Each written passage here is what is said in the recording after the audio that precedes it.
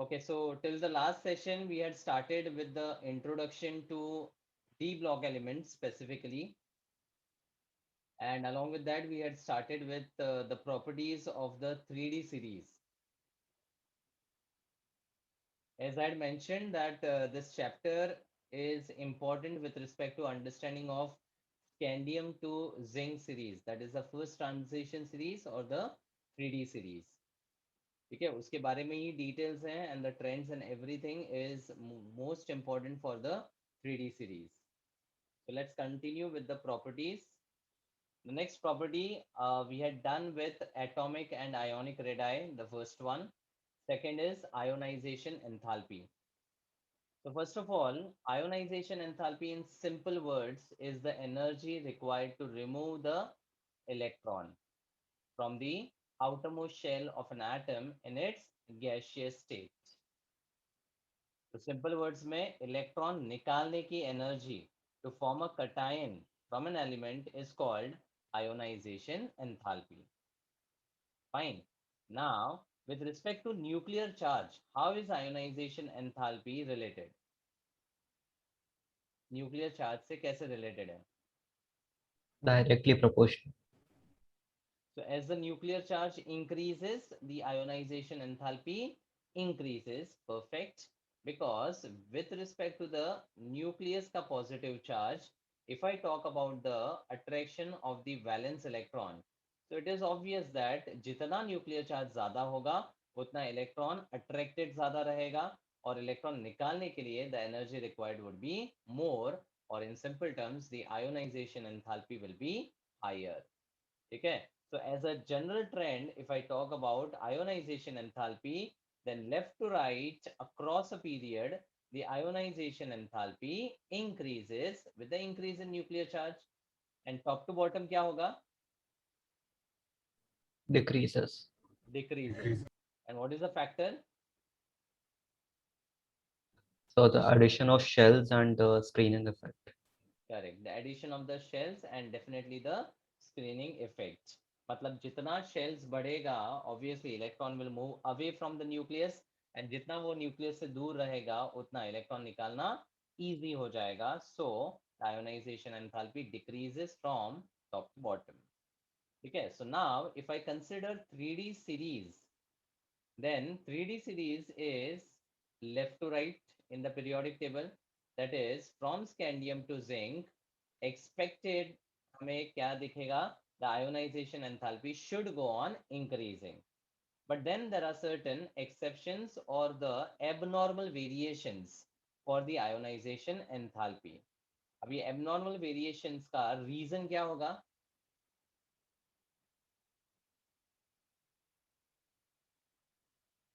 What will be the reason?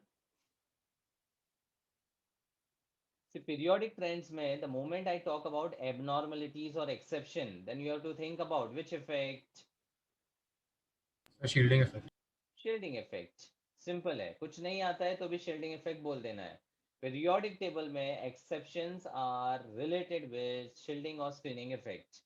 तो if I talk about the 3D series, then उसका outermost shell 4s है जिसमें either 1 या 2 electrons हो सकते हैं. ठीक है. और उसके इनर शेल यानी पेनल्टीमेट शेल में यानी 3D में there can be 1 to 10 electrons present. So as we move from scandium to zinc, the d electron is progressively getting filled up. और जितना d electron fill up हो जाएगा उतना the shielding or the screening effect will increase. बराबर. But we know that the 3D or in general the d subshell have a poor screening effect. तो poor screening effect का मतलब क्या? ये electron जो है न्यूक्लियस और वैलेंस इलेक्ट्रॉन के बीच में इतना ज्यादा obstruction create नहीं कर पाएगा. So if the obstruction or the hindrance is poor, then this electron will get attracted to nucleus strongly or weakly? Strongly. Strongly. मतलब इलेक्ट्रॉन निकालना अब और भी ज्यादा Difficult होगा. डिफिकल्ट हो जाएगा. ठीक है. तो poor shielding effect is a reason for the increase in the ionisation enthalpy. Because अगर डी और एफ के इलेक्ट्रॉन ब्लॉक कर रहे हैं न्यूक्लियस और वैलेंस इलेक्ट्रॉन को, तो ऑब्वियसली ये इलेक्ट्रॉन काफी स्ट्रांगली अट्रैक्ट हो जाएगा और इलेक्ट्रॉन निकालना मुश्किल हो जाएगा, thereby increasing the ionization enthalpy. Fine. So now we can understand this trend with respect to the values. Look at the values which is given in the table. It's ionization enthalpies of the first transition elements, that is scandium to zinc. Now, in the column, you see that there is IE1, IE2, and IE3. What is that? Enthalpy 1, enthalpy 2, enthalpy. The first ionization enthalpy, matlab the enthalpy required to remove the first electron. Then second electron के लिए IE2, third electron के लिए IE3, and so on. हम यहाँ पर 3 IE को compare कर रहे हैं. अब just focus on IE1, the first ionization enthalpy. So expected हमें क्या था कि left to right the ionization enthalpy should go on increasing. Let's observe the values. So 632 is for scandium, then 659. Then यहाँ पर स्लाइटली ड्रॉप हो गया, फिर increase हो गया, then there is a sudden a very high increase, then increase हो रहा है, कोबाल्ट में डिक्रीज हो गया, निकल के लिए डिक्रीज हो गया, देन सडनली वापस कॉपर के लिए इंक्रीज हो गया, एंड जिंक के लिए बहुत ज्यादा इंक्रीज हो गया. इनफैक्ट जिंक के लिए the first ionisation enthalpy as expected is highest, क्योंकि लेफ्ट टू राइट इंक्रीज होता है. और दूसरा reason, zinc has a completely filled, It's completely stable. completely stable, completely filled D10 configuration है. तो obviously D10 configuration है तो उसकी एनर्जी सबसे ज्यादा लगेगी, because there is a stable electronic configuration from where we are trying to remove the electron. ठीक है.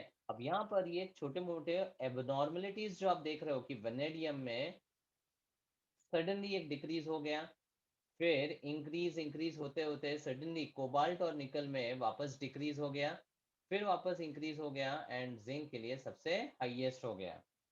ठीक है ना. ये जो सडन वेरिएशंस आपको दिख रहे हैं, इसका मोर और लेस रीजंस है स्क्रीनिंग या शील्डिंग इफेक्ट के रिलेटेड. ठीक है. लेकिन यहाँ पर और भी बहुत सारे रीजंस है to justify this particular trend, but that is out of the scope of the syllabus. आपके सिलेबस के लिए अगर ये वेरिएशंस को एक्सप्लेन करने भी बोला तो you have to just explain on the basis of the screening और the shielding effect. Now let's talk about IE2, मतलब removal of the second electron. Now किसी भी मेटल से जब एक इलेक्ट्रॉन निकाल देते हैं तो it acquires a Positive charge. +1 charge. अब M प्लस से सेकेंड इलेक्ट्रॉन जब निकालता हूं तो it will acquire a +2. +2 charge. तो यही जो एनर्जी है उसको IE2 बोला जाता है. फर्स्ट इलेक्ट्रॉन का IE1 होता है, सेकेंड इलेक्ट्रॉन का IE2 होता है. वैसे ही +2 से if I remove the third electron then I will get +3. In general, if I compare IE1, IE2 and IE3, which is going to be higher I3. and why? It is easier to remove the third electron. It is easier to remove the first electron, but as we go, as the number of electrons increase, so it will become more difficult as the charge increases. Net As effective the charge. charge increases, electron से कोई लेना देना नहीं है. Metal यहाँ पर देखोगे तो फर्स्ट इलेक्ट्रॉन के लिए it was neutral element, neutral था. जैसे ही फर्स्ट इलेक्ट्रॉन निकल गया, now we are having a plus charge. तो ऑब्वियसली इलेक्ट्रॉन का जो अट्रैक्शन है वो ज्यादा बढ़ गया, जिसकी वजह से अब सेकेंड इलेक्ट्रॉन निकालना डिफिकल्ट हो जाएगा. +2 चार्ज में और ज्यादा डिफिकल्ट हो जाएगा. तो अगर आप स्कैंडियम के लिए IE1, IE2 और IE3 कंपेयर कर रहे हो तो देख पाओगे कि IE3 is much greater as compared to IE1, as compared to IE2, as compared to IE1. Clear? Yes, sir. तो ये एक पॉइंट हो गया. दूसरा पॉइंट, ऐसे कौन से एलिमेंट्स है जिसमें एक इलेक्ट्रॉन निकालने के बाद it acquires a stable configuration? Scandium to zinc में which is that element after removal of one electron it acquires a stable configuration? Scandium to zinc में So it won't be stable, but it would be half stable, right? Yeah, half stable is stable only. When I say stable, So मतलब iron. either it is half filled या completely filled, कुछ भी हो सकता है. So iron. No.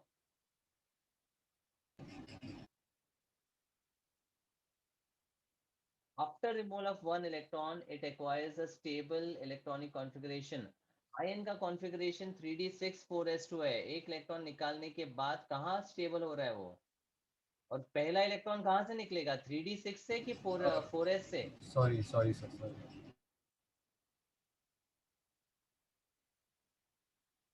Which two elements had the exceptional configuration? So chromium and copper. Chromium and copper. Of course, because chromium का electronic configuration is 3d 3d5 4s1.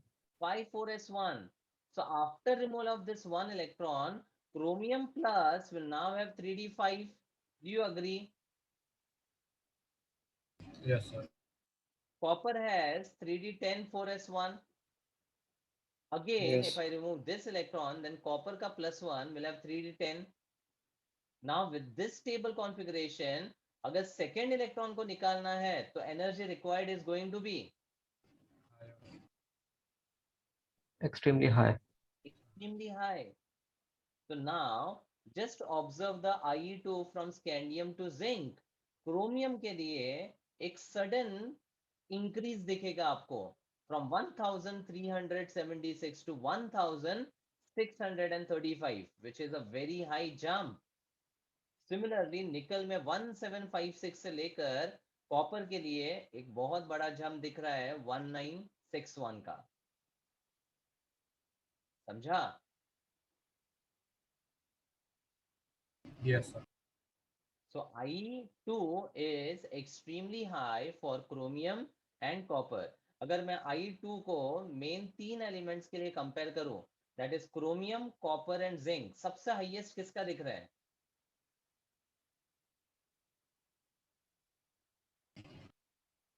Copper. सबसे highest copper, उसके बाद Zinc. Zinc, and then Chromium. chromium. So this is a type of question which can be asked from the values. Values याद नहीं रखना है, लेकिन values को देखकर ट्रेंड्स पूछा जा सकता है. ठीक है, तो ये एड-ऑन्स जो मैं दे रहा हूँ, please make a note of that in the text book और in whatever notes you are making, but please make sure that you are noting down this. अब थर्ड पॉइंट I3 के लिए बात करते हैं.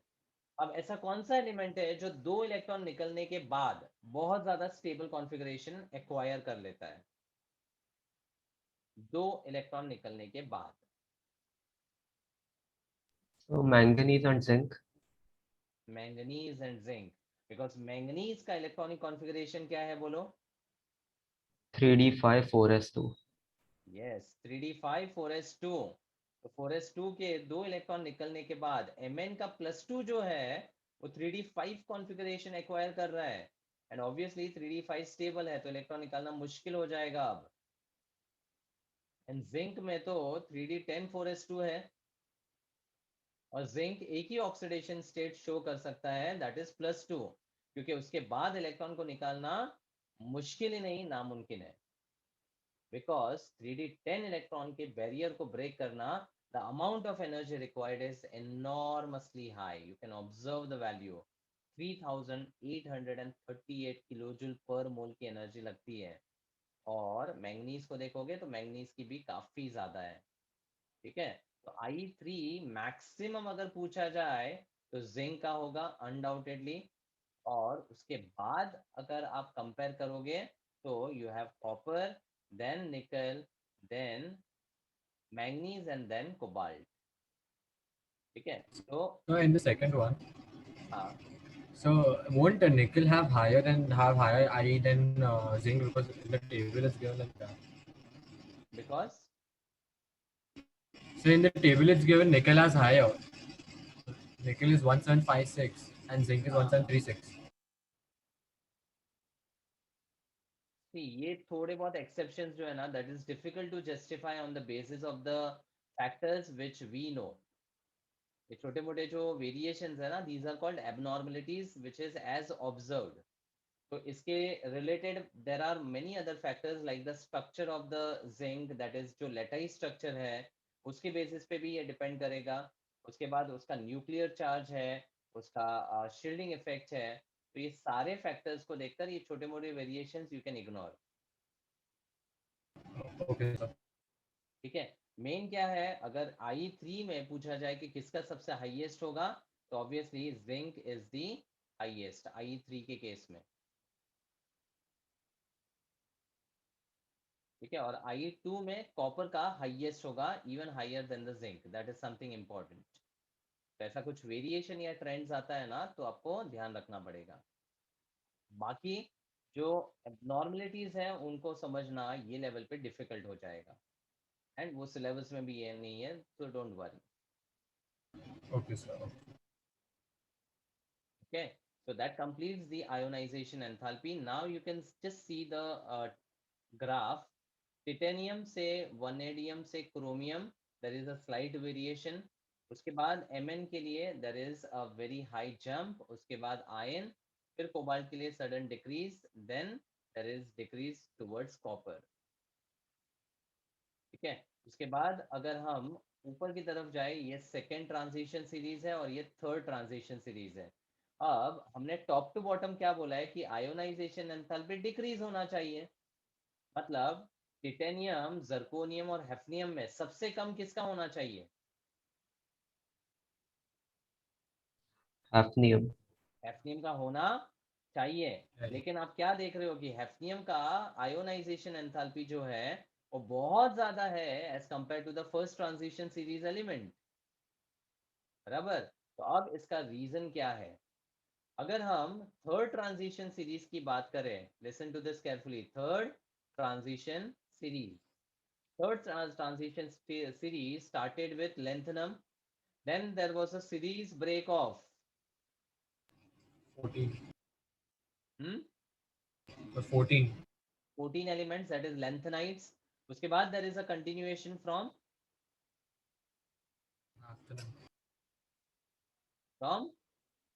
HF, sir. HF, hafnium, and then it ends at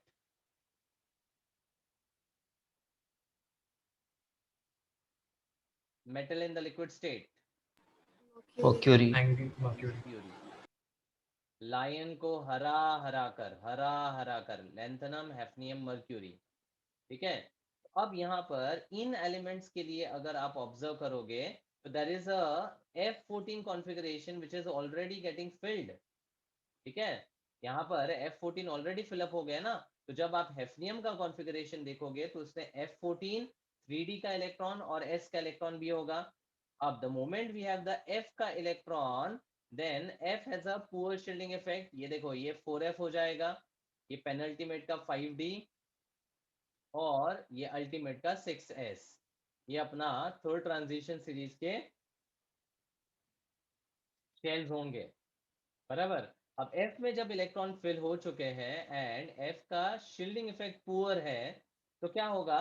ये जो 14 electron का ऑब्स्ट्रक्शन है ये बहुत ही वीक होगा, जिसकी वजह से now this valence electron is going to get attracted very Easy. Strongly और वीकली। अट्रैक्शन कैसा हो जाएगा पुअर शील्डिंग इफेक्ट में? Strong. Attracted easily. Attracted easily मतलब स्ट्रांगली, Yes, बहुत strongly. ज्यादा स्ट्रॉन्ग अट्रैक्शन होगा। अब स्ट्रॉन्ग अट्रैक्शन होगा तो इस इलेक्ट्रॉन को निकाल पाना वुड बी More difficult.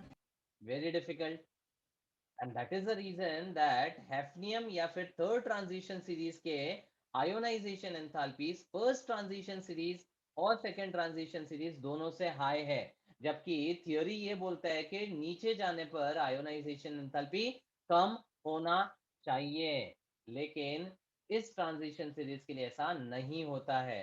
तो very important point, ionisation enthalpy of third transition series is much greater than ionization enthalpy of first and second transition series. यानी कि जो 5D सीरीज है उनका आयोनाइजेशन एंथैल्पी 3D और 4D सीरीज दोनों से ज्यादा है। Correct. Yes, sir. So the reason would be weak shielding effect, right? Correct. Due to poor shielding of 4f electrons। Simple and sweet. Important खाली ये ध्यान रखना है, इसको इलेबोरेट करके आप एक्सप्लेन कर सकते हो। Main reason is due to the poor shielding of the 4f electrons।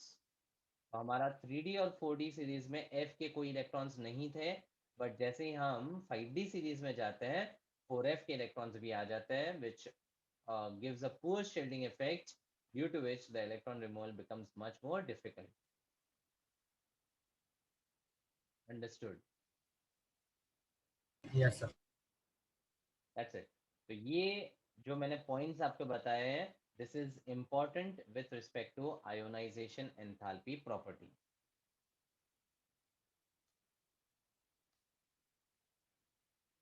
Now, few other atomic properties which is given in the table. So again, the importance is from scandium to zinc। अब अगर density की बात करें तो left to right the molar mass is going on Increasing. Increasing. Mass बढ़ेगा तो मास per unit volume भी बढ़ेगा, इसलिए स्कैंडियम की डेंसिटी सबसे कम और zinc will be having a very high density. लेकिन अगर आप ऑब्जर्व करोगे तो जिंक की डेंसिटी एकदम ज्यादा या हाईएस्ट नहीं है। हाईएस्ट डेंसिटी आप देख पा रहे हो निकल और कॉपर का है। What will be the reason for this particular abnormality? Zinc, why it would be less denser nickel या कॉपर से या इवन कोबाल्ट से?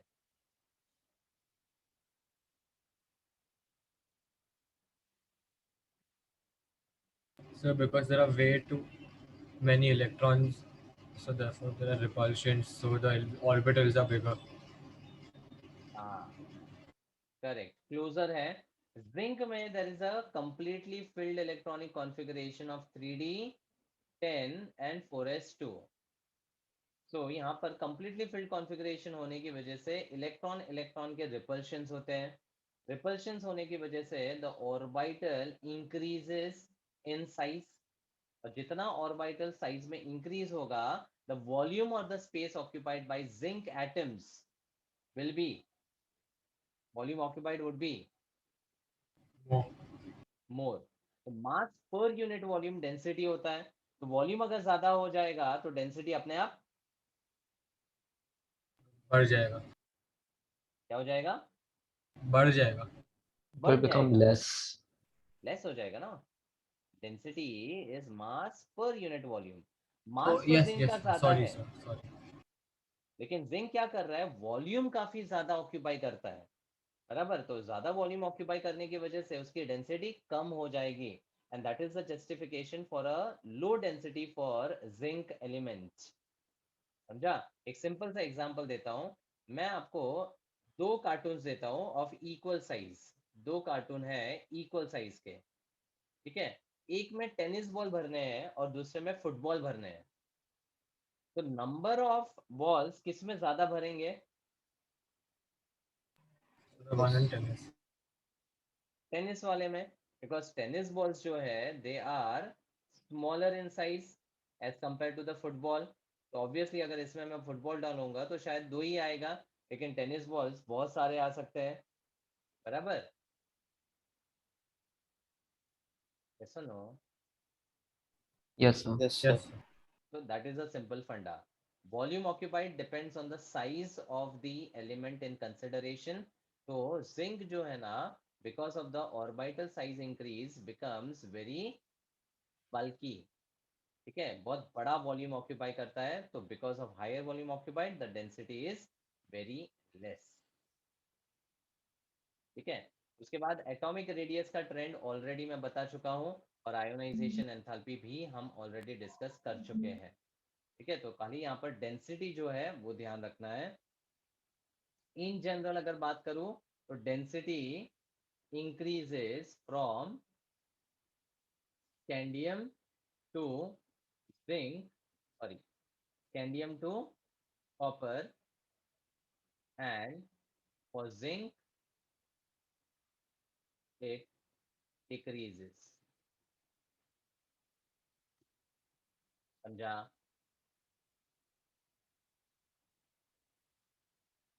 Yes. कैंडियम टू कॉपर इंक्रीज हो रहा है और जिंक के लिए वो डिक्रीज हो जाता है, और रीजन यहाँ पर मैंने एक्सप्लेन कर दिया है. So that justifies the properties which have been given in the table. ठीक है, हर टेबल जो दिया है टेक्स्ट बुक में इंपॉर्टेंट है, not with respect to values but with respect to trends. Coming to next property, metallic character. Metallic character of this transition elements depends on the number of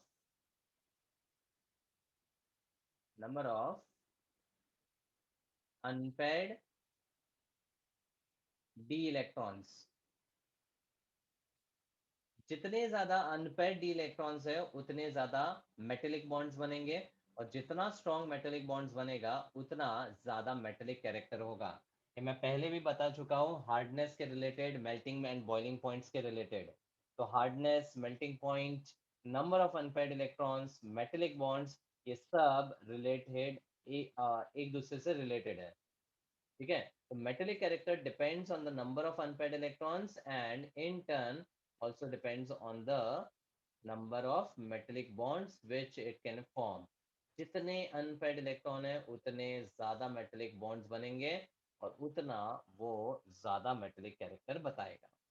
ठीक है, अब मुझे बताओ स्कैंडियम टू जिंक में सबसे ज्यादा unpaired D electron किसका था?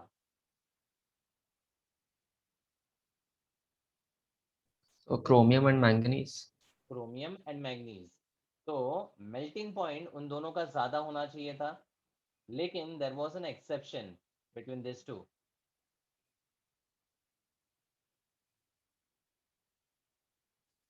Chromium is an exception. Chromium is not an exception. So manganese had a lower boiling point.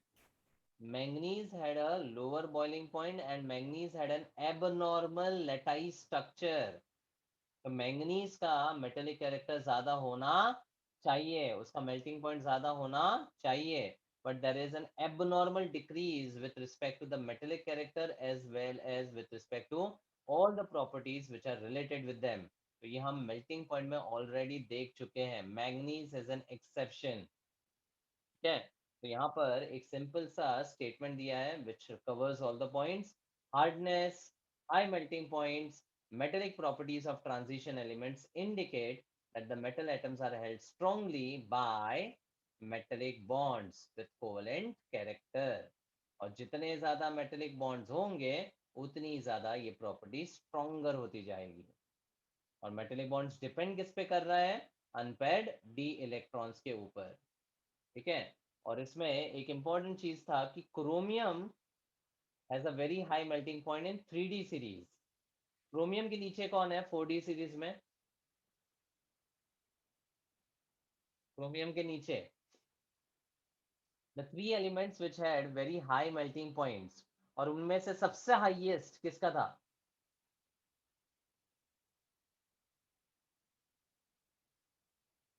The element used in, So tungsten. हाँ, the element used as filaments in bulbs, tungsten ना. तो chromium के नीचे molybdenum था, molybdenum के नीचे tungsten है, बराबर. और जैसे हम नीचे जाएंगे मेल्टिंग पॉइंट काफी ज्यादा होते जाता है, इसलिए टंगस्टन का मेल्टिंग पॉइंट सबसे ज्यादा है पूरे डी ब्लॉक एलिमेंट्स में, and that is the reason that it is used as a filament in bulbs. Understood?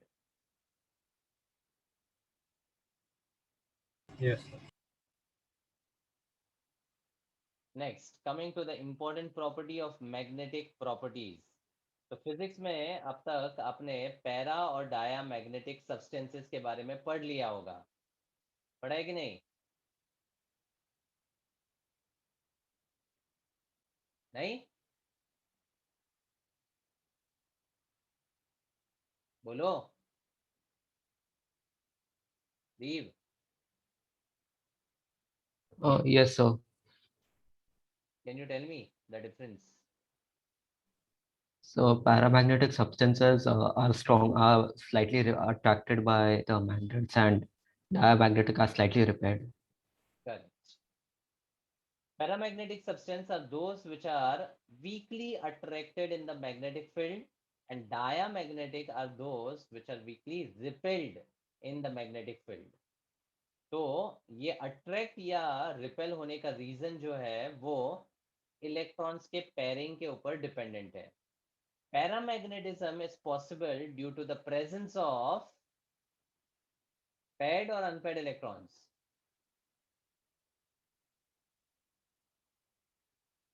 Unpaid paired होगा तो दोनों का स्पिन न्यूट्रलाइज हो जाएगा ना. एक क्लॉकवाइज में होगा, दूसरा एंटी क्लॉकवाइज में. They both will cancel each other. तो जब कैंसल हो जाएगा तो स्पिन की वजह से कोई मैग्नेटिक फील्ड क्रिएट नहीं हो पाएगा. तो डायामैग्नेटिज्म रिपेल क्यों करता है? क्योंकि ये ऐसे सब्सटेंसेस है जिसमें सारे के सारे इलेक्ट्रॉन्स क्या होते हैं? Paired. पेड. ठीक है. और पैरा और डाया के अलावा हमारे पास फेरोमैग्नेटिक सब्सटेंसेस भी होते हैं. Ferromagnetic are those which are very strongly attracted in the magnetic field. ये वीकली अट्रैक्टेड होता है, फेरोमैग्नेटिक स्ट्रांगली अट्रैक्टेड होता है. अब इन दोनों में स्ट्रेंथ का फर्क डिपेंड करता है अनपेड इलेक्ट्रॉन्स के ऊपर. तो अगर किसी स्पीशीज में अनपेड इलेक्ट्रॉन कम है तो पैरामैग्नेटिक, अनपेड इलेक्ट्रॉन ज्यादा है तो वो फेरोमैग्नेटिक सब्सटेंसेस में क्लासिफाई होगा. समझा? Yes, sir. अब let's talk about some examples. If I talk about iron, the atomic number is 26. Configuration क्या है? आर्गन. एक शॉर्टकट बोला था 26 मतलब 3D 6. 6 and 4s 4s 2. 2. Perfect. Simple trick to remember. 26 3D 6 4s 2. ठीक है. Now if I draw the electronic configuration over here, 3D 6 मतलब in the 5D orbitals electron will first enter as a single electron Anjul के हिसाब से, and 6th electron pair हो जाएगा. और 4s के दोनों इलेक्ट्रॉन ऑब्वियसली पेयर्ड होंगे. अब मुझे बताओ, how many unpaired electron do you see? 4. हाँ, So 4. So 4. 4. ठीक है. तो आयन में यानी न्यूट्रल आयन में द अनपेयर्ड इलेक्ट्रॉन्स आर 4. अब depending on the unpaired electrons there is a magnetic strength which is given by a formula called as Bohr's magnetron formula, या जिसको स्पिन ओनली फॉर्मूला भी बोलते हैं. कौन से सब्सटेंस की मैग्नेटिक फील्ड सबसे ज्यादा है या स्ट्रॉन्ग है या कौन सा वीक है, उसके लिए एक फॉर्मूला है जिसको स्पिन ओनली फॉर्मूला बोलते हैं या बोज मैग्नेट्रॉन बोलते हैं. And that is calculated by square root of n into n+2, where n is obviously the number of unpaired electrons. n क्या है? the number of Unpaired electron. unpaired electrons. तो अगर ion में 4 अनपेयर्ड इलेक्ट्रॉन्स है तो how much is the Bohr's magnetron? Calculate करो. So root 24. Root of 24. 24 which is very close to Root 25. Root 25. मतलब the value will be slightly less than 5, 4.9 के आसपास होगी. बराबर? Agreed? Yes, sir. Yes, sir. अब अगर मैं आयन से 2 इलेक्ट्रॉन निकाल दूं and if I talk about ferrous ion, what is the configuration now?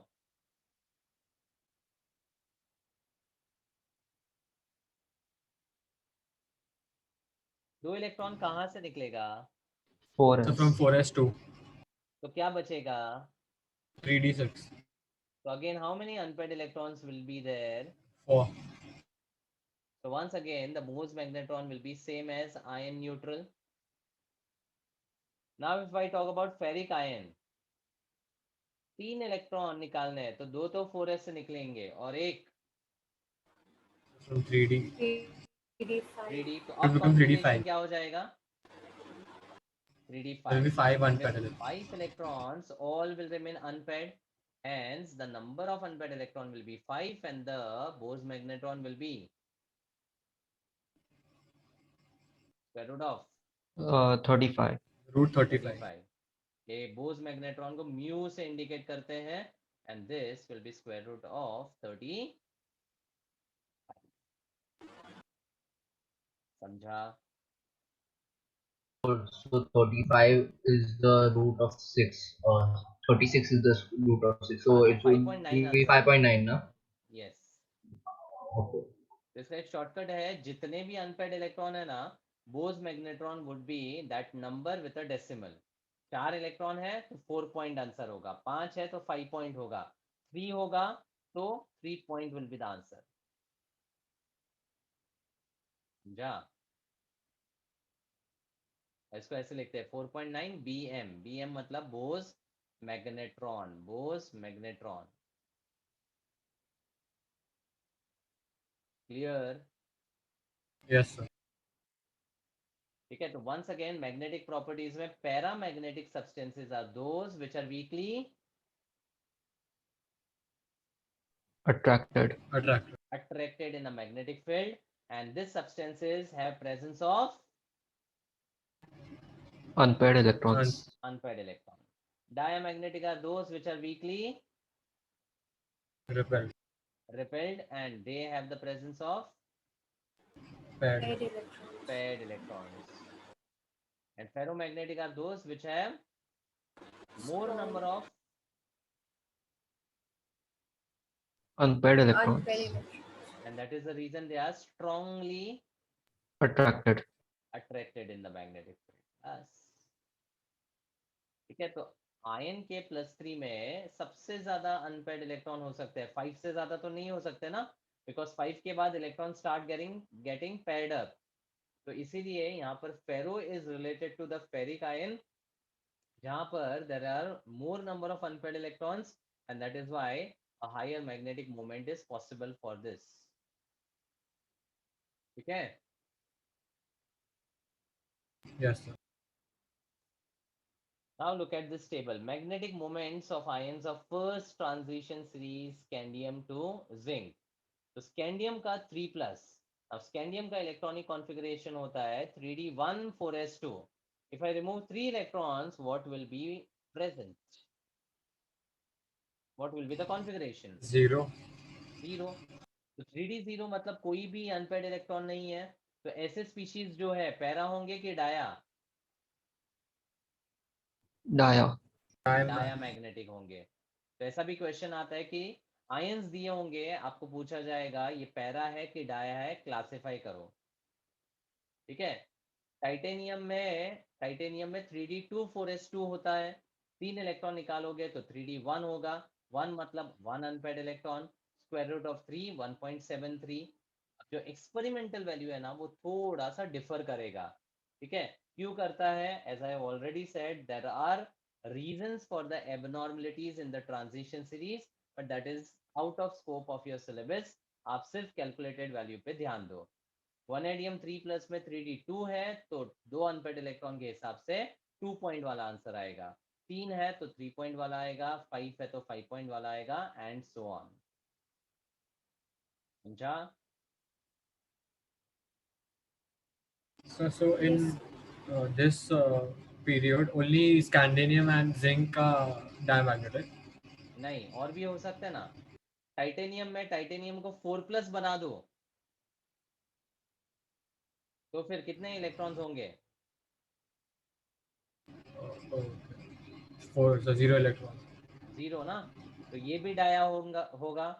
Vanadium में 5+ कर दो तो डाया हो जाएगा. क्रोमियम में 6+. यानी हर एलिमेंट के हाईएस्ट ऑक्सीडेशन स्टेट को मैं अगर कंसिडर करूं तो all the d electron will be lost. In those cases they all will be Diamagnetic. Diamagnetic. Got it? Yes. Simple है ना? यस और no? Yes, sir. Yes, sir. So ये copper सब is डायमैग्नेटिक है. हाँ, copper is like always paramagnetic. नहीं, copper का +1 जो है वो डाया हो जाएगा ना, बिकॉज 3d10 4s1 होता है. एक इलेक्ट्रॉन निकालो, तो are there any unpaired electron present? No, sir. नहीं. तो कॉपर का 2+ में एक इलेक्ट्रॉन होगा, लेकिन 1+ में नहीं होगा ना. तो कॉपर का +1 यानी क्यूपरस जो है वो डाया होगा. Cupric will be para. Yes, sir. समझा?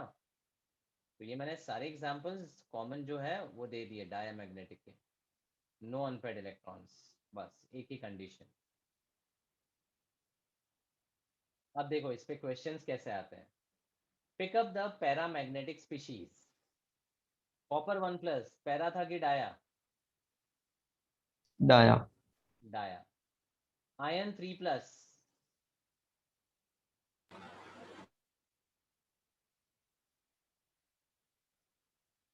आयन 3+, क्या दिख रहा है? Para. Para obviously. निकल 2+. अब देखो ऐसे में अगर समझना है तो निकल का कॉन्फ़िगरेशन लिखो.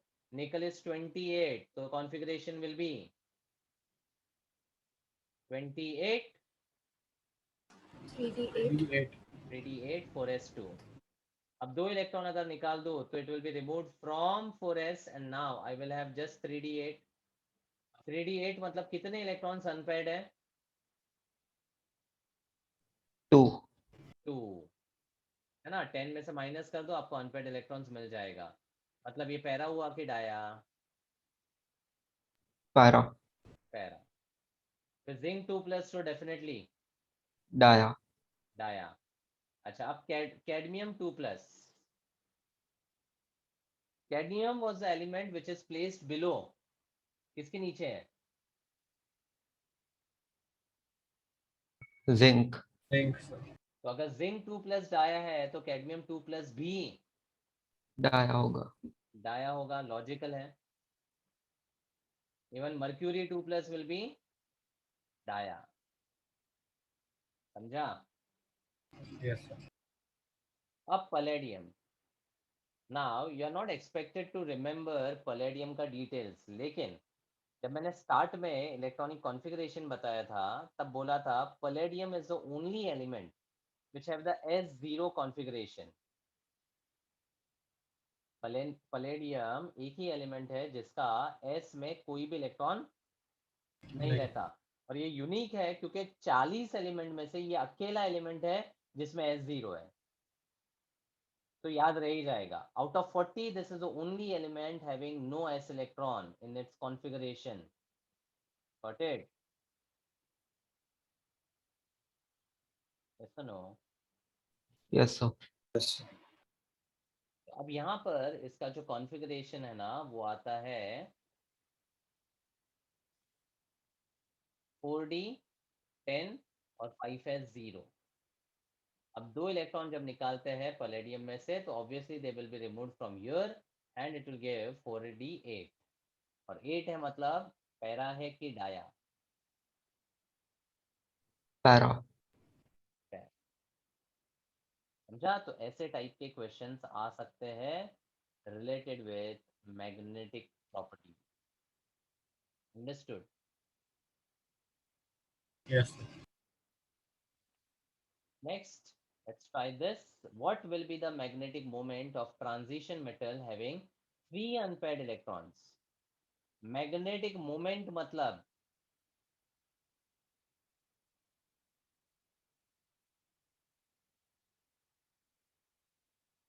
अरे मैग्नेटिक मोमेंट मतलब magnetic strength which is calculated in terms of what? ये क्या है? Bohr's magnetron. And what was the formula? Square root of n into n plus 2. लगाओ ना. 3 के लिए क्या हो जाएगा? More than 1.73. That is root 15. Root 15 bm is obviously more than 1.73. That's the answer. हो गया. Next, a metal ion from the first transition series has 2 unpaired electrons. Calculate the magnetic moment. Again वही है. Magnetic moment यानी Bose magnetron will be equal to square root of 2 into 4 which is equal to 8. 8 होता है 2 root 2, root 2 होता है 1.4 यानी ये हो जाएगा 2.82 pm. Simple. Yes. Just remember this formula, Bose magnetron या magnetic moment या spin only formula, तीनों एक ही चीज है. It's the same thing. Next, calculate the spin only magnetic moment. ये देखो spin only magnetic moment मतलब वही है of a divalent cation of a transition metal with atomic number 25. Which is the element with atomic number 25? Manganese. Manganese. What is the configuration of manganese 25? 3d5. 3d5. 4s 2. 2. Now they are asking about divalent cation, मतलब you have to remove 2 electrons. 2 electrons. तो Mn 2 electron निकलने के बाद Mn 2 plus हो जाएगा. And now we'll have argon and 3d 5. So how many unpaired electrons do we have? 5. 5. 5. 5. So the spin only magnetic moment would be given by Root of n plus 2. So 35. Root 35. correct. जो ferric ion में आया था वही है. तो root of nn plus 2 मतलब root of 35 would be the answer. हो गया. ठीक है, तो ऐसे सिंपल क्वेश्चंस आते हैं. Next, calculate So, sir, we have to leave it at root 35 or we have to write 5.9? लिख लो ना, ये पता ही है आपको. लेस देन 6 मतलब 5.9 bm लिखोगे तो भी चलेगा. Root Okay. 35 छोड़ा तो भी चलेगा. Okay. Next, calculate the spin only magnetic moment of divalent cation of element having atomic number 27. So 27 is which element? Cobalt. Cobalt. Cobalt. And 27 matlab the configuration is 3d7. 3d7. 4s2. Again divalent cation matlab cobalt will be plus 2 and the configuration will be 3d 7. 7. 7. Therefore the number of unpaired electrons are equal to 3. 3. So the Bose magnetron would be given by square root of 3 into 5, that is 15, which is equal to 3.9 के आसपास. Understood. Yes, sir. That's it. So these are the various questions जो दिए थे text book में, सारे मैंने cover कर लिए हैं.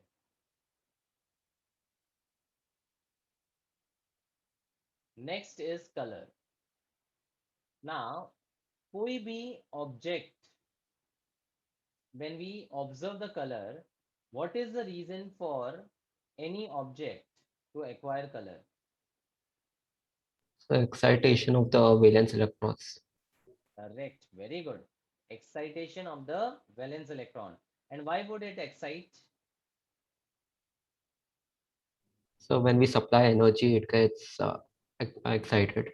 Correct. When we supply energy, or it might have the tendency to absorb the energy from the available radiations. Right. Now, we know that different objects have different colors. जैसे अगर एक red rose देखोगे, so it appears red because it has a tendency to absorb That rays. red radiation. तो visible region में से वो red colour को absorb कर लेता है. Sorry it absorbs all the radiation except red and transmits the red radiation. तो as an observer हमें जो दिखता है कलर वो हमेशा कॉम्प्लीमेंट्री होता है. मतलब जो एब्जॉर्ब किया वो नहीं दिखेगा. एब्जॉर्ब करने के बाद जो बाकी रेडिएशन को रिफ्लेक्ट या ट्रांसमिट करता है, that is the colour which is observed by us. मतलब अपना जो सेंसेशन है that is always observing the complementary colour. ठीक है. तो अगर कोई ऑब्जेक्ट ग्रीन है इसका मतलब वो विजिबल रीजन में से सारे वेवलेंथ्स को एब्जॉर्ब कर रहा है सिवाय ग्रीन के। तो ग्रीन को थ्रो कर लेता है, तो जो थ्रो करता है वो अपना आंख कैच कर लेता है, तो अपनी आंखों को वो ऑब्जेक्ट ग्रीन कलर दिखेगा। समझा? Yes, sir. Okay, so now ये जो ट्रांजिशन मेटल या ट्रांजिशन मेटल आयंस है जो नॉर्मली कॉम्प्लेक्सेस बनाते हैं। अब कॉम्प्लेक्सेस क्या होते हैं ये आगे हम नेक्स्ट चैप्टर में पढ़ेंगे कोऑर्डिनेशन कंपाउंड्स में। बट ऐसे कोई स्पीशीज हम आगे देखेंगे जहां पर will have a square bracket and FeH2O6 2+। ठीक है, तो ये स्क्वायर ब्रैकेट में लिखे हुए जो कंपाउंड्स हैं उनको कॉम्प्लेक्सेस या कॉम्प्लेक्स आयंस बोलते हैं। कैसे बनते हैं, क्यों बनते हैं, ये सारा रीजंस विल डिस्कस।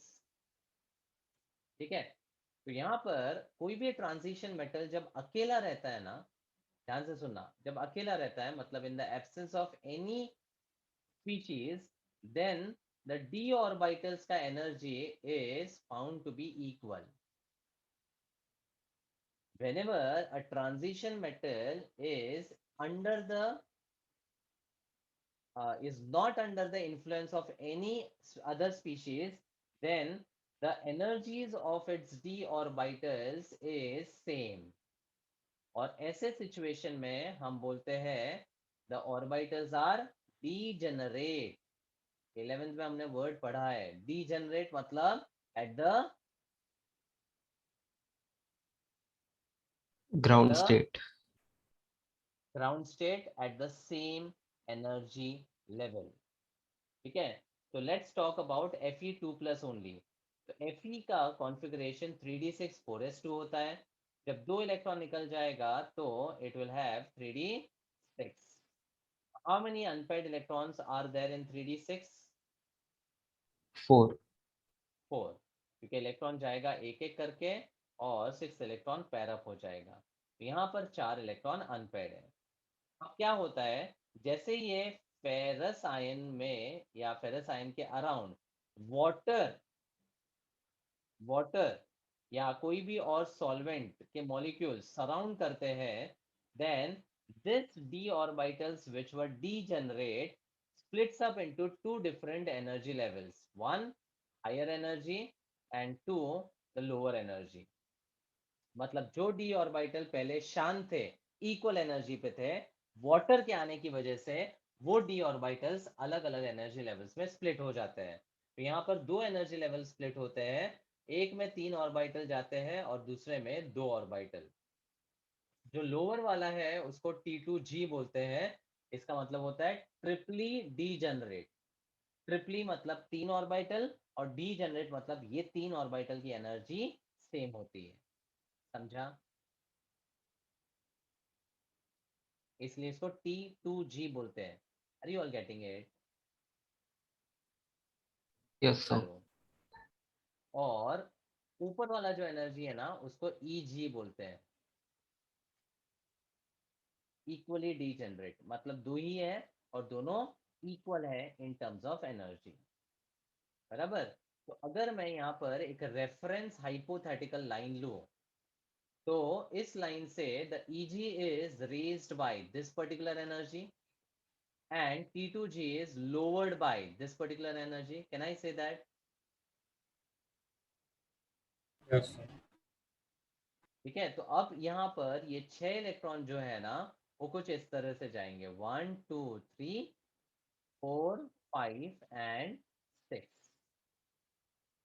ठीक है, अब मैं बोल सकता हूँ ये लोअर एनर्जी लेवल है और ये हायर एनर्जी लेवल है। और अगर लोअर एनर्जी लेवल में if the electrons are unpaired, then this unpaired electron can absorb some energy from the visible radiation. ठीक है, सराउंडिंग्स में विजिबल रेडिएशन है ही, और अगर वो रेडिएशन की कुछ एनर्जी एब्जॉर्ब कर लेता है तो नाउ दिस इलेक्ट्रॉन्स का एनर्जी विल इंक्रीज। अब जैसे ही एनर्जी इंक्रीज होगा, will it be able to stay at that energy level? T2G के लेवल पे रह सकता है क्या? No, हाँ? no, sir. No, sir. नहीं, इट विल गेट, Increased. हाँ, the energy will increase and it will get Excited. They're excited. excited. तो यहाँ पर जब डीजेनरेट ऑर्बिटल्स था, किसी भी स्पीशीज का इन्फ्लुएंस नहीं था, तब वो एनर्जीज इक्वल थी और वो ट्रांजिशन नहीं कर पा रहा था। लेकिन जैसे ही वाटर मॉलिक्यूल का इन्फ्लुएंस आया, इलेक्ट्रॉन्स जो है स्प्लिट हो गए into the two energy levels, जिसको T2G और EG बोला। अब अगर T2G में इलेक्ट्रॉन अनपेयर्ड होगा तो वो विजिबल रेडिएशन से एनर्जी एब्सॉर्ब करेगा और हायर एनर्जी पे जंप करेगा। इसी एक्साइटेशन की वजह से the species appear to be colored. The species of transition metal appear to be colored. समझा? Yes or no? Yes. So EG have no work in this. EG have No work in this, no? no. Like, EG is just the higher energy level जहां पर T2J से electron excite होकर जाएंगे। जाने के लिए कहीं तो जगह होनी चाहिए ना, वो EG है। okay, sir. समझा? नाउ अगर आपको कॉन्सेप्ट समझा है तो कुछ पॉइंट्स हम समराइज करते हैं। The colour of the species is due to, सबसे पहला कंडीशन क्या है? क्या होना चाहिए कलर के लिए? Unpaired electrons. Very good. तो ऐसे स्पीशीज जहां पर अनपेयर्ड इलेक्ट्रॉन नहीं है, विल दे बी कलर्ड और कलरलेस? Colorless. तो जो स्पीशीज हमने देखा डायामैग्नेटिक थे, वो सारे के सारे will also appear to be Colorless. Colourless. Zinc are colourless because 3d10 का कॉन्फ़िगरेशन है। ठीक है, अब अनपेयर्ड इलेक्ट्रॉन के अलावा इलेक्ट्रॉन का क्या होना चाहिए? Electron should get Excited. Excited. मतलब यहाँ पर जो एक्साइटेशन हो रहा है ना, वो डी ऑर्बिटल्स के बीच में हो रहा है, इसलिए इस एक्साइटेशन को एक नाम देते हैं डी ट्रांजिशन। मतलब lower d orbitals energy, electron is getting excited into higher d orbitals energy, मतलब डी के ही ऑर्बिटल्स है, इसलिए डी ट्रांजिशन बोल रहे हैं। ठीक है, Yes, sir. चलो ठीक है, ये दो तो फैक्टर्स मैंने यहाँ पर जो समझाया उसी के बेसिस पे है। अब इसके अलावा the colour can get changed due to some more factors. The influence of the type of ligand. अब लिगेंड क्या होता है? लिगेंड अभी के लिए आप समझ लो कि जो यहाँ पर वाटर मॉलिक्यूल है, that was a type of ligand. Water के अलावा अमोनिया हो सकता है या फिर कोई भी और स्पीशीज हो सकता है जिससे ट्रांजिशन मेटल इन्फ्लुएंस हो रहा है। ठीक है, तो कोई भी ट्रांजिशन मेटल आयन को इन्फ्लुएंस जो स्पीशीज कर रहा है ना, उन स्पीशीज को क्या बोल रहे हैं हम? लिगेंड। तो अब वाटर के अलावा अगर मैं किसी और आयन को यहाँ पर ला लूं, यानी क्लोराइड आयन को ले लो लेट्स से, ठीक है, तो उस केस में जो Fe का कॉम्प्लेक्स बनेगा ना, उसका कलर चेंज हो जाएगा। The colour will no longer remain the same. मतलब लिगेंड से भी कलर फर्क आता है, कलर में डिफरेंस आता है। एंड उसके अलावा the geometry of the complex, geometry यानी हाइब्रिडाइजेशन जो हो रहा है ना, उससे भी इन्फ्लुएंस होता है। अब ये दो पॉइंट्स को समझने के लिए मैं एक एग्जांपल दूंगा नेक्स्ट स्लाइड पे। देखो, ये वाला पहले देख लेते हैं। Let us see how colour of the transition metal ion depends upon ligand and geometry of the complex by the metal ion. यही दो पॉइंट्स बताए थे, right? Yes, sir. Yes. So now, when cobalt chloride is dissolved in water, it forms a pink solution of the complex. तो cobalt एक complex बनाता है water के influence में, यानी COH2O6 2+, जिसका कलर क्या दिया है? Pink. Pink. और यहाँ पर ये 6 आयंस है, इसलिए इट हैज ऑक्टाहेड्रल ज्योमेट्री। कैसा है? Octahedral. Octahedral. But when this solution is treated with concentrated hydrochloric acid, HCl के साथ जब यहाँ पर ट्रीटमेंट किया जाता है, तो इट टर्न्स डीप ब्लू। मतलब यहाँ पर this complex when reacted with HCl the pink colour is changing to deep blue. तो यहाँ पर लिगेंड चेंज हुआ, ये एक रीजन है। और दूसरा रीजन है the change is due to the formation of another complex जिसमें लिगेंड अलग है एंड उसका स्ट्रक्चर भी चेंज हो चुका है। देखो ऑक्टाहेड्रल से अब ज्योमेट्री कैसा हो गया?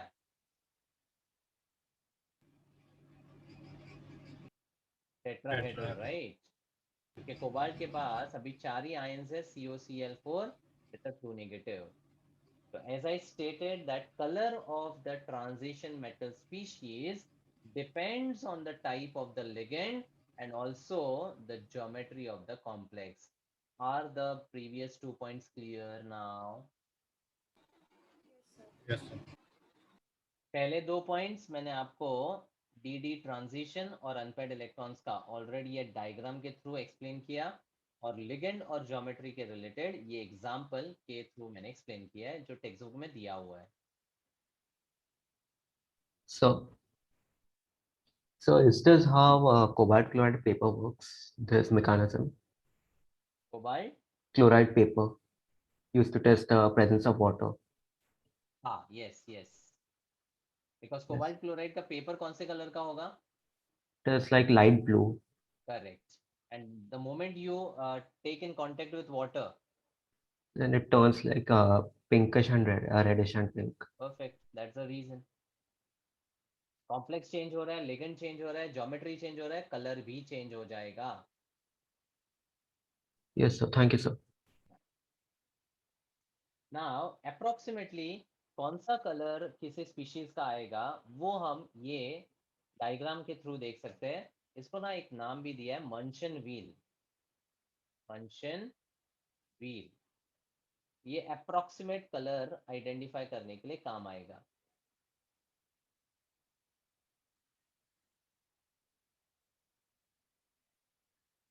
इसको ड्रॉ करने का सिंपल ट्रिक क्या है वो बताता हूँ। यहाँ पर अगर आप देखोगे तो विजिबल रीजन के कलर्स आपको दिख रहे हैं। वायलेट, इंडिगो को बाहर ही रखो, फिर blue, green, yellow, orange and red, विबग्यू और लिख दिया। ठीक है, अब मैंने क्या बोला था, ऑब्जर्वर को जो कलर दिखता है दैट इज ऑलवेज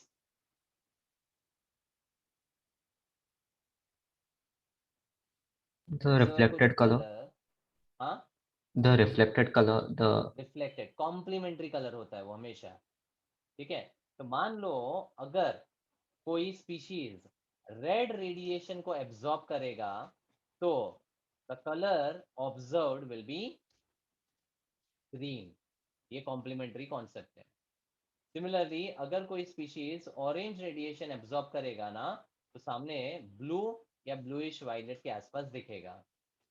ठीक है, तो अगर कहीं पे क्वेश्चन आ जाता है कि for example given species absorb a radiation of yellow color, then it will, for the observer it will appear to be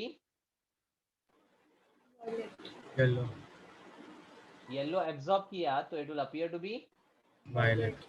violet and vice versa। So basically it would be opposite colors according Opposite to the colors, wheel. perfect, यही complementary concept है, opposite complementary concept। और ये approximately identify कर सकते हैं, it is not accurate because colours में भी बहुत सारे वेरिएशंस होते हैं, deep blue, light blue, bluish green, तो ऐसे कुछ कॉम्बिनेशंस हो सकते हैं, but just an approximation we can use this Munsell wheel for identifying the complementary colours. Understood? Yes. Yes, sir.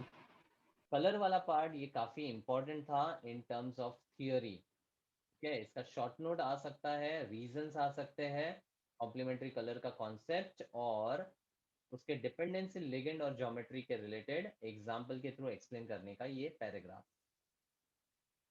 ठीक है, Yes. Now one very important part, color of transition metal ions may also arise due to a charge transfer। एक तो concept था अपना complementary colour D transition का, दूसरा एक concept है चार्ज ट्रांसफर। अब इसका फंडा क्या है पहले मैं एग्जांपल से बता देता हूँ। If I talk about MnO4 negative which is an anion of KMnO4 famously called Permanganate ion. permanganate ion. And do you know the color of this? It's purple. It's purple. ठीक है, permanganate ion या potassium permanganate जो एक बहुत अच्छा oxidising agent है, it is a purple coloured solution. ठीक है, अब यहाँ पर इसका कलर Mn के ऊपर डिपेंडेंट है। अगर मैं ऑक्सीडेशन स्टेट पूछूं Mn का, what will be the oxidation state? 7+. 7+। कैसे ढूंढना है? Mn का x रख लो, O4 का -8 होगा, equals to -1 and x will be equal to +7. अब Mn in the neutral has a configuration 3D 3D 5 5 4s2. 5 4s2. So now remove 7 electrons. What is the configuration? 3D 0. 3D 0. मतलब it does not have any unpaired electron. अगर unpaired electron नहीं है तो it should appear to be Colorless. colorless.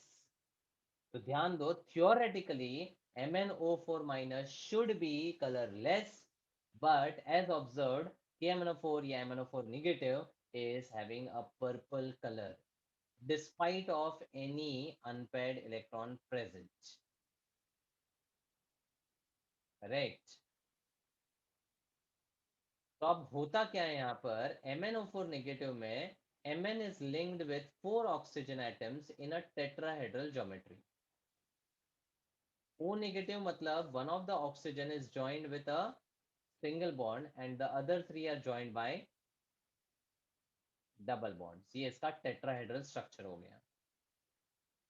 अब क्या होता है यहाँ पर, ये जो ऑक्सीजन एटम्स है इनके ऊपर -2 का चार्ज है, तो टेम्पररीली यहाँ पर ऑक्सीजन में से एक इलेक्ट्रॉन मैंगनीज में ट्रांसफर हो जाता है। There is a temporary transfer of one electron from the oxygen into the manganese. तो जब ये एक इलेक्ट्रॉन ट्रांसफर होता है ऑक्सीजन से मैंगनीज में, तो ऑक्सीजन का O2 minus becomes oxygen minus 1 minus, and Mn plus 7 becomes Mn +6 +6. plus 6. और plus 6 मतलब now the configuration will be 3D 1 1, and now this 3D 1 unpaired electron is responsible for the DD transition and for the intense color for any of the species जहां पर ऐसा charge transfer exist करता है। समझा? yes sir तो charge transfer में क्या होता है यहाँ पर, I just read this paragraph so that you relate what is already being explained. For example, MnO4 negative has an intense purple color in solution. I already discussed that. In MnO4 minus, an electron is momentarily transferred from oxygen to metal. ये दिख रहा है? The same statement. Momentarily transferred from oxygen to metal, thus changing O2 minus to O minus and reducing the oxidation state of manganese from 7 से 6. And for charge transfer transition to take place, the energy levels of the two different atoms involved should be fairly close. Obviously, इस type का change होने के लिए जो energy levels हैं उनमें difference ज्यादा नहीं होना चाहिए। समझा paragraph? yes two different atoms should be fairly close. अब इसके अलावा डाइक्रोमेट आयन, इसमें भी क्रोमियम 3D 0 में होता है, फिर भी ये कलर्ड है। याद रहेगा तो ऑरेंज रेड होता है। Dichromate is orange red. Then ये क्रोमेट है जिसका ग्रीन कलर होता है, CU2O red coloured, NiDMG scarlet red. ये DMG मतलब डाइमिथाइल ग्लाइऑक्साइड। ये सब आगे पढ़ेंगे कोऑर्डिनेशन कंपाउंड्स में। तो ये सारे कॉम्प्लेक्सेस है और इनके कलर भी एक्सप्लेन किए जा सकते हैं थ्रू चार्ज ट्रांसफर ट्रांजिशन।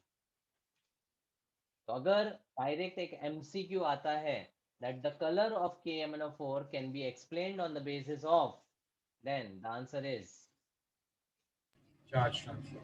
बस charge transfer. Charge transfer simple है. Momentarily there is an electron transferred from oxygen to manganese. तो oxygen 2 minus से 1 minus होता है, manganese plus 7 से plus 6 होता है. फिर होना क्या है, 3D1 configuration की वजह से इलेक्ट्रॉन जंप करता है and it acquires color. खत्म. Got it? Yes. Next, catalytic properties.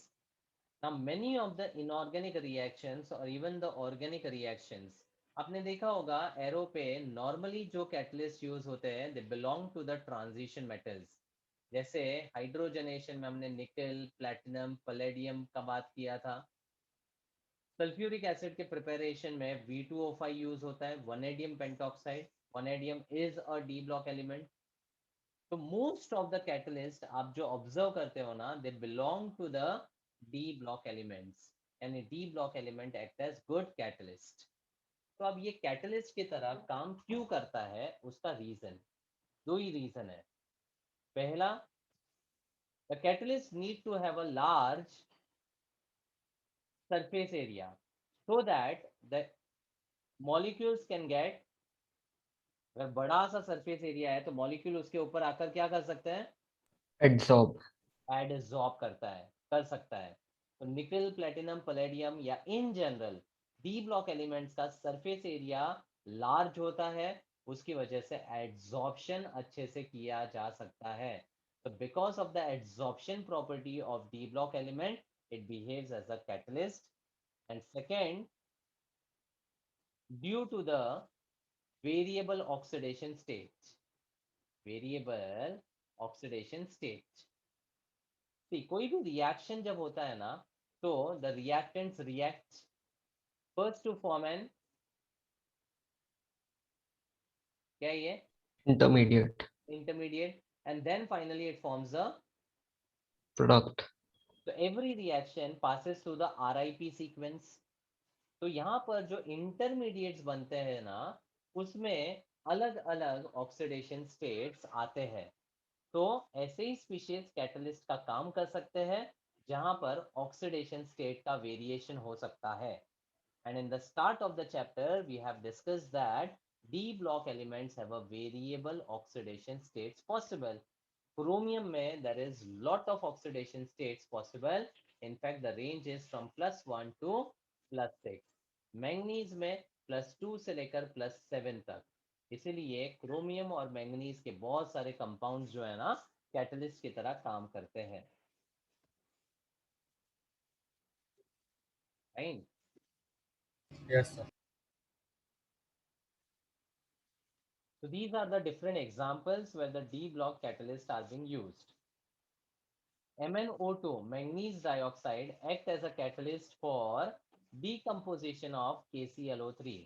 KClO3 का नाम है potassium chlorate. Then, in manufacture of ammonia by Haber's process, molybdenum with iron is used as a catalyst. Well known होगा. Then cobalt thorium alloy is used in Fischer-Tropsch process in the synthesis of gasoline. Gasoline is just an alternate name for petrol. And finely divided nickel, nickel के साथ platinum या palladium, formed by reduction of the heated oxide in hydrogen, is an extremely efficient catalyst in hydrogenation of ethene to ethane at 140 degrees Celsius. Hydrogenation with nickel as catalyst is used to convert inedible oils into solid fat for the production of margarine.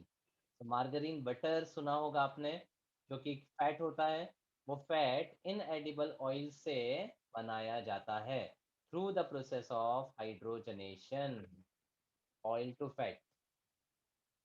Then in the contact process of industrial production of sulfuric acid, sulfur dioxide and oxygen from the air react reversibly over a solid catalyst of platinized asbestos. तो प्लेटिनाइज्ड asbestos मतलब ये भी D block का ही एक catalyst है। Then carbon dioxide and hydrogen are formed by the reaction of carbon monoxide and steam at about 500 degrees Celsius with Fe chromium catalyst. ये CO plus H2O का जो रिएक्शन है ना, this is a kind of water gas वाला reaction. Water gas reaction होता है ये, समझा? तो ये सारे फैक्चुअल स्टेटमेंट्स हैं जिसके ऊपर एमसीक्यूज या शॉर्ट नोट आ सकते हैं। तो ये सारे स्टेटमेंट्स आपको याद रखने हैं, दे आर इम्पोर्टेंट। अंडरस्टूड? बोलो। Yes, sir. Yes, sir. Okay, fine. So I'll stop here for today. There are few more properties left, and then there are some preparation and reactions for compounds of D block which is left. उसके बाद towards the last part we have F block elements and metallurgy का थोड़ा part है, ठीक है? So that will continue in the next session.